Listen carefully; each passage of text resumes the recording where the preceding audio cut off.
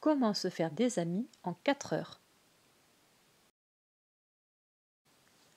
En rentrant du collège ce jour-là, je trouvais ma sœur en pleurs.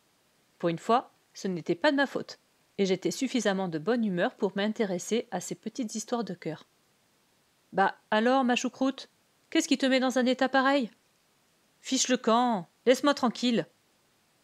Elle a tenté de se débarrasser de moi. Il n'en fallait pas plus pour piquer ma curiosité. Laisse-moi deviner, lui dis-je en m'asseyant sur son lit. Ton amoureux t'a quitté? Il ne t'aime pas ou ne t'aime plus? Un truc dans le genre? C'est rien, choucroute, à ton âge on se remet vite. J'étais d'accord avec moi-même. Ma petite sœur, qui déteste que je la surnomme choucroute, passerait vite à autre chose. Sauf que ça n'a rien à voir. Va-t'en maintenant. Quoi d'autre? Je me demandais si j'allais deviner vite ou très vite. T'as eu une mauvaise note? Non, pars! Madame Piévoine t'a grondé? Puni? Madame Piévoine, c'est la maîtresse des CM2. Elle est très gentille, drôle aussi, mais quand elle se fâche, vaut mieux pas être dans les parages. Non, sors de ma chambre! Je commençais à m'inquiéter.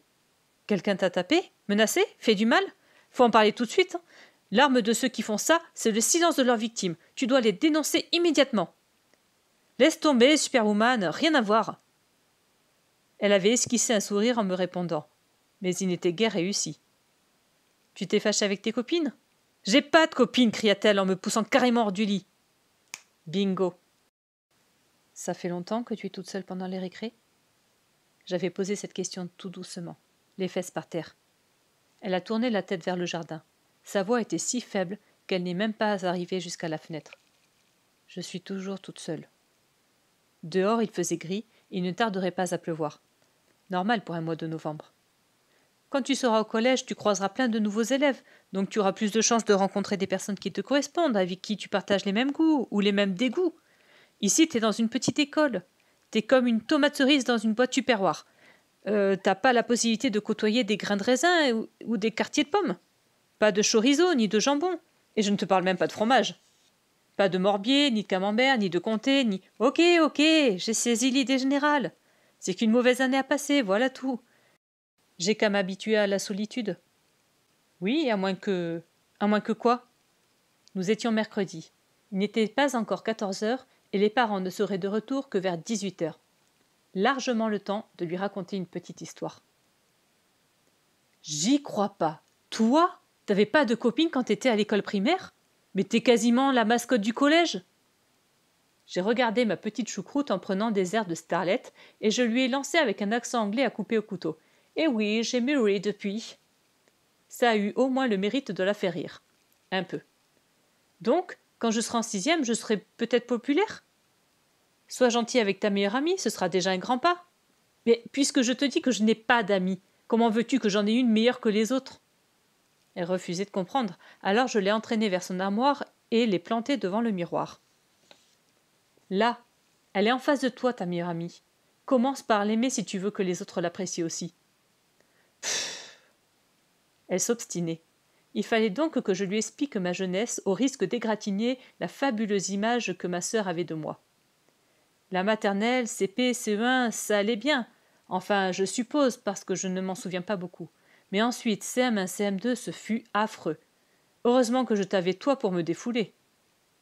C'est ce jour-là que je lui ai révélé l'enfer de mes récréations, du moins jusqu'à ce que je prenne mon destin en main. Dans l'école, il y avait une fille, Alizée. Rien que d'y repenser, j'en attrape des boutons. Ben, tu dois y penser souvent alors, rigola cette petite peste en pointant mes boutons d'acné. Je te raconte ou pas? Lui demandai-je en faisant mine de me fâcher. Je t'écoute. De toute façon, foutu pour foutu. Choucroute avait vraiment le moral dans les chaussettes. Sa voix avait perdu toutes ses couleurs. Je pris une grande inspiration et commençai mon récit. Quand j'y réfléchis, je crois que les choses ont pris une méchante tournure dès l'instant où Alizée a entamé une campagne de séduction auprès des filles de la classe.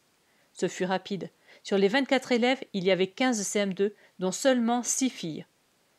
T'enlèves Alizée et moi, il ne restait que 4 filles à convaincre. Cette comploteuse de premier ordre a été les voir une par une, et surtout secrètement. Et elle a insisté pour être leur meilleure amie. Chacune a accepté. Mais quand est arrivé mon tour, j'ai simplement accepté d'être une de ses copines, ce qui ne lui a pas plu du tout. Ma sœur buvait littéralement mes paroles. Du coup, je lui ai dressé un inventaire de tout ce qu'a été ma vie les semaines qui suivirent. D'autant que certains épisodes m'ont rapidement catalogué dans la catégorie bouc émissaire. Même quand je n'étais pas là, c'était de ma faute. Comme il y avait la gentille, moi j'étais la détestée. Et quand on vous colle une étiquette sur le front, il est difficile de la retirer. Difficile, mais pas impossible. Parfois, je passais les récréations avec Leïla et sa sœur jumelle, 2 filles de CM1.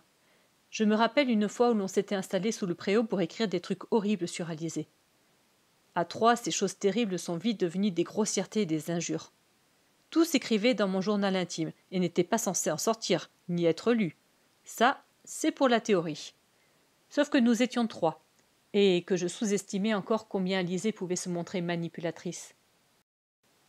Voyant que nous mijotions quelque chose, elle a demandé à l'un de ses sbires, une de ses copines esclaves, d'aller chercher Leïla et sa jumelle. Celles-ci n'ont même pas essayé de résister, elles m'ont balancé. Ces 2 rapporteuses ont répété en long, en large et surtout en travers toutes les méchancetés que j'écrivais.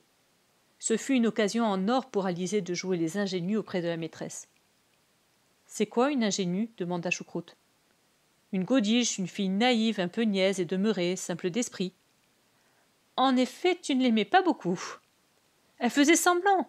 Madame Pivoine l'a cru et j'ai été obligée de lui remettre mon journal. Ce fut un des pires moments de toute mon existence. La honte intergalactique. Elle m'a passé un sacré savon. » Mais ce n'était rien comparé à celui qui m'attendait à la maison. Les parents ont été surpris d'apprendre que je connaissais autant de gros mots. Je savais les conjuguer à tous les temps et inventer des groupes nominaux éblouissants de créativité. Si j'avais laissé ma colère dans mon journal, et si mon journal n'était pas sorti de ma chambre, jamais je n'aurais été punie. Choucroute acquiesça de la tête pendant que ses souvenirs refaisaient surface. « Je me souviens de ta punition. Elle était affreusement injuste. »« Oui, je suis d'accord avec toi. »« Tu as été privé de dessin animé pendant 3 semaines et maman a refusé que j'en regarde pour ne pas te narguer. » Et moi qui pensais que Choucroute avait été solidaire par amour fraternel, pas par obligation maternelle, quelle déception! Bref, cette mésaventure a quand même eu des effets positifs. Les parents et Madame Pivoine ont pris en considération mon mal-être, parce que je ne me sentais pas bien du tout. Avant de partir à l'école, j'avais mal au ventre, à la tête et aux gros orteils. Je trouvais des prétextes pour rester en classe pendant les récréations. Les mardis arts plastiques étaient parfaits pour ça. J'ai nettoyé des pinceaux pendant tout un trimestre, jusqu'à ce qu'on passe à l'origami. Le pliage, c'est nettement moins salissant. Je ressemblais à un escargot coincé dans sa propre coquille. Et plus je me renfermais, plus on me trouvait désagréable avec les autres élèves. Tu l'étais ? Je me défendais. En tout cas, Madame Pivoine a eu une idée de génie, selon elle, parce que pour moi, ce fut plutôt une idée démoniaque. Qu'est-ce qu'elle a été inventée ? Elle m'a fait venir à son bureau pour en parler toutes les 2, Madame Pivoine et moi. Ce qui avait de quoi m'inquiéter au plus haut point. Alizée était parvenue à ses fins. J'étais devenue imbuvable. Les filles masticotaient pendant les récréations ou passaient devant moi en me regardant et en se chuchotant des trucs, puis gloussaient comme des pintades. L'une d'elles a été jusqu'à casser ses lunettes exprès pour m'accuser ensuite. Tu te rends compte jusqu'où ça allait ? Ce cauchemar-ci n'a pas duré la journée parce qu'une dame de la cantine avait surpris cette fille en train de tordre ses tiges de lunettes. C'était qui ? Daphné le Folle. On devrait plutôt l'appeler Daphné la Folle. Cette fille était gentille, mais elle traînait des casseroles bizarres derrière elle. Bizarre et tordu, a plaisanté Choucroute avant de revenir sur le sujet qui l'intéressait. Alors, qu'est-ce que Madame Pivoine a fait ? Elle m'a demandé quel était l'élève le plus gentil selon moi. J'ai répondu franchement et sans me méfier. J'aurais dû. Victor. Un garçon de CM2. Très gentil, très beau, très aimable. Là, j'ai vite enchaîné pour éviter que ma sœur me fasse des allusions. Victor, c'était mon premier amoureux. Madame Pivoine a appelé Victor. J'avais les yeux fixés sur mes chaussures. Victor était un bon élève. Alors quand la maîtresse l'a fait venir, il a eu la trouille de sa vie d'écolier. « Ne t'inquiète pas, Victor, tu n'as fait aucune bêtise, a-t-elle annonné. Au contraire, a-t-elle ajouté l'air mystérieux, je te nomme tuteur de gentillesse. Ensuite, elle lui a expliqué qu'il devait rester près de moi tout le temps, ou presque, et me dire lorsque je répondais méchamment à un élève, et surtout m'aider à être gentille, attentionnée et agréable avec les autres. Son idée de génie nous a mis mal à l'aise tous les 2, mais elle a eu le mérite de nous rapprocher, et nous sommes devenus amis. Ouais, j'étais la seule à être amoureuse. Au moins, pendant les récréations, j'avais un confident. Nous sommes rapidement devenus complices. Avant ça, jamais je n'aurais imaginé qu'un garçon pouvait devenir mon ami. Choucroute a approuvé d'un hochement de tête. À la maison aussi, les choses ont changé, ai-je poursuivi. Maman m'a proposé d'inviter des petits camarades, comme elle les appelait, sans que ce soit mon anniversaire. Mais je lui ai répondu la même chose que toi, que je n'avais pas d'amis. Mais tu connais maman. Elle a balayé ma remarque d'un haussement d'épaule en ajoutant « Et alors, invite des gens que tu aimes bien déjà !» On a réfléchi ensemble aux personnes que je connaissais. Maman a élargi mon horizon. Il n'y a pas que l'école dans la vie. Du coup, j'ai invité des filles de la danse, d'autres de la musique. Une fois, j'ai même invité Chloé, la fille de Lorraine, la copine de maman. Et maman en a profité pour inviter ses copines et leurs enfants à la maison et on a fait un méga goûter. Depuis, tant que je travaille bien en classe, je peux continuer à inviter des copines tant que je veux. Le must, c'est que nous sommes devenus super best friends avec Alizé. N'importe quoi, tu suis un peu. Avec Julie. On s'aimait bien avant l'épisode Alizé, et plus encore après. Tu vois, ça va finir par s'arranger. T'es mignonne avec tes histoires, mais j'ai pas de tuteur de gentillesse, pas de copain garçon, pas de copain tout court. Je ne fais pas de violon et pas de danse. Il était 15 heures. On n'était pas sorti de sa chambre. Si tu veux savoir ce qui va se passer par la suite, si Choucroute va se faire des amis, n'hésite pas à emprunter ce livre et à lire Comment se faire des amis en 4 heures.